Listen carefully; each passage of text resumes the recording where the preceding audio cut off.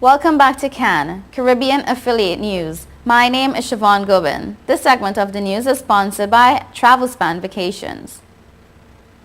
The president of Taiwan, Ma Ying-jeou, was warmly welcomed to St. Kitts and Nevis on Sunday for a state visit that reflects 30 years of a strong diplomatic relationship.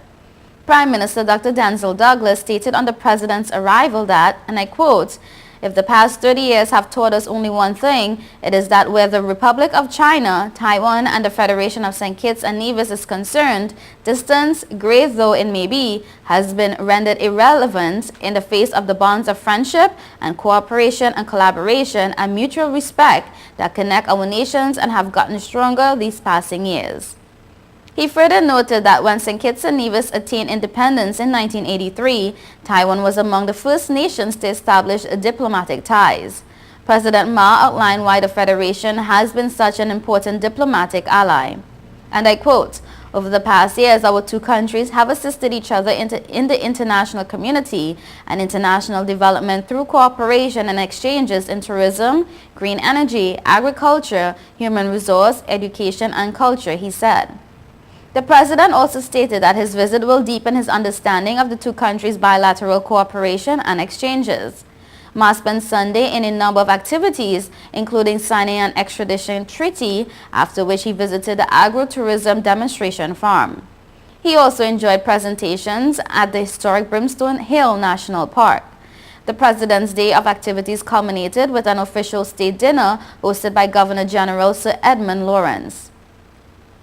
On Monday morning, the president made his way to Silver Jubilee Stadium to jog with young athletes of the Federation. Ma also visited the solar farm situated at the international airport. He was due to make a courtesy call on Prime Minister Douglas at government headquarters, where he will sign a joint communique at the National Assembly chambers before leaving the Federation on Monday afternoon. Officials of the Guyana Civil Aviation Authorities are set to investigate whether aviation breaches occurred when dancehall star Mavado was reportedly flown some 19 hours from Jamaica to Guyana on board a single-engine Cessna Caravan. Aviation authorities said it is too early to pronounce on what aviation rules may have been broken, but Director of Aviation Safety Regulation Paula McAdam told reporters yesterday that contact will be made with the pilot and his seniors to ascertain, among other things, while the pilot had been operating for so many hours. While it is only an allegation by the superstar that his flight took 19 hours to get to Guyana, the GCCA said it will be looking into the matter. Veterans in the aviation field say that it is possible that the pilot that took David Constantine Brooks, whose stage name is Mavado, on the island, may have breached legal flight time. They say that the pilot who brought the singer and DJ to the Guyanese shores may have been operating longer than he was legally permitted to. A senior pilot who spoke to reporters via telephone said that a pilot and his crew, if included, are allowed to operate an aircraft for a certain amount of hours, while another amount of resting hours is mandatory before the crew can be back in the sky. As it relates to the type of plane and the number of crew members, the regulation in this regard becomes even stricter, the captain said. He pointed out that in the field of aviation, safety is a key factor. And I quote, "Everything revolving around aviation has one key link, safety. So flight and duty time is just as important as the smooth running as an airline's equipment." It was further explained that certain countries may have different duty time for a pilot, while an airliner might also have their specified flying time too. A former safety manager at Air Services Limited recalled that the designated flying time in Guyana is somewhere around 16 hours. This might change for special reasons, especially in a case of a search and rescue, where extra hours may be put in, he said.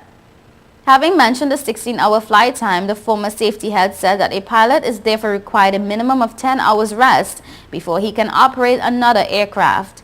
In the case of the Mavado saga checks out, he opined that the pilot could well be in breach of aviation rules. In Trinidad and Tobago, Prime Minister Kamla Persad-Bissessar on Monday issued a statement in recognition of World Humanitarian Day. In a statement, the Prime Minister said, and I quote, "We are not a selfish people, as she recalls. Just a few days ago, 2 men jumped into the caiman-infested Guayamere River to rescue a motorist whose car plunged into the deep waters. As we celebrate World Humanitarian Day 2013, let me remind you how fortunate we are as a people and a nation. She goes on to say, as we look around the world, there are millions of people who are suffering, either from lack of food or shelter. Many countries are involved in violent conflict, and their peoples are not sure what tomorrow will bring. There are many first world nations who are suffering. Look at how many people died in the floods in China on Sunday. Scores of prisoners were killed in Egypt. A few weeks ago, many passengers were killed in a train crash in Spain. We in Trinidad and Tobago are very fortunate, she says. While storms and hurricane bear down on the Caribbean each year, Trinidad and Tobago has been spared, mainly because of our geographical position. Not so for our CARICOM neighbors such as Haiti and Jamaica, who have borne the brunt of the violent hurricanes in the last few years. We must not forget what Hurricane Ivan did to Grenada in 2004. This country, through the Trinidad and Tobago Regiment, were first on the ground in Grenada to lend a hand to our neighbor. When the smaller islands suffered through hurricanes, we were again on the ground to assist. We will continue to lend a hand to our brothers and sisters in the region. When Haiti was involved in political strife in 1994, the Trinidad and Tobago Regiment was part of the United Nations peacekeeping forces, which went in and brought stability to the country. We must, as a people, find a solution for all the violence in East Port of Spain.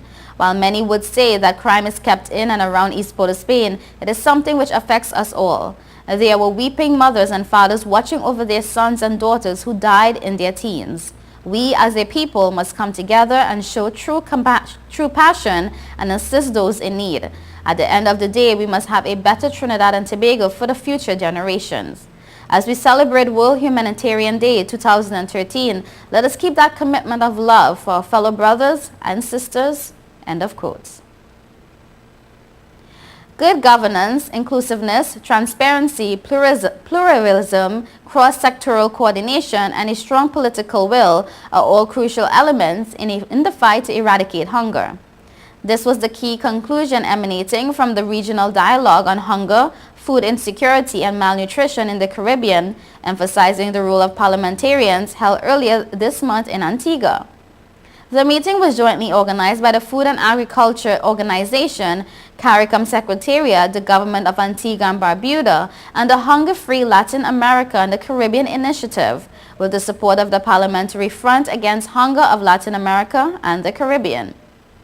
In his opening remarks, FAO Sub-Regional Coordinator for the Caribbean, Dr. J.R.D. Ford, stressed the significance of the event. And I quote, "We will be discussing concepts such as the right to food as a universal human right, principles related to governance, policy issues related to food security, and the strategic actions that might be taken to move us toward our goals. It will be these strategic actions that we commit to, especially those related to how we organize, how we include others, individuals, communities, agencies, and states. In other words, how we collaborate and govern in the broadest sense of the word. That will make the difference. The message is this: without good governance, we will not achieve the goals we have set for food security globally, regionally, or nationally," Ford said. Attendees were mainly parliamentarians and came from across the Caribbean and Latin America, representing ministries of health, agriculture, education, and commerce, opposition parties, civil society organizations, agro-processors, and producer associations and cooperatives. Over the course of 2 days and through several working groups and panels, they shared best practices, discussed the best institutional frameworks, and sought solutions to shared national and regional challenges to good governance of food security programs. In its concluding signed statement summarizing the outcome of the meeting, the attendees made several commitments going forward, including enhancing governance, mechanisms, and legislation that will build consensus, developing strategic initiatives for institutional development using multi-sector approaches, recognizing that hunger eradication is the responsibility of all citizens, working together in an inclusive and participatory approach, empowering and building capacity among youth, women, and vulnerable groups, and promoting research, information sharing, and resource mobilization.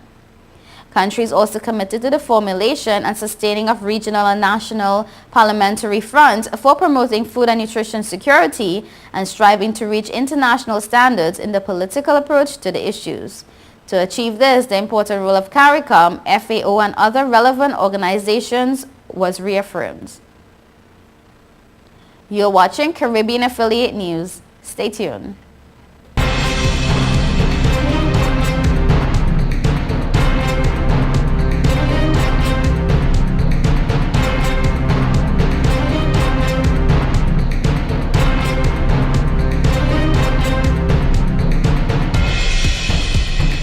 Mom let you take your car out. This is awesome. It's time to grow up. You're crazy. Little wildflower. Go faster. Stop. It'll all be alright. I raised my son to be careful, Hey, sweetie. Hey, Mom. but just to be safe, So don't you worry. I got a Subaru. Love. It's what makes a Subaru a Subaru. Coleman Subaru, 1710 North Alden Avenue, Ewing, New Jersey, or colemansubaru.com. Hey, excuse me, if you see me smiling, that's 'cause I'm chilling on Total Caribbean Network.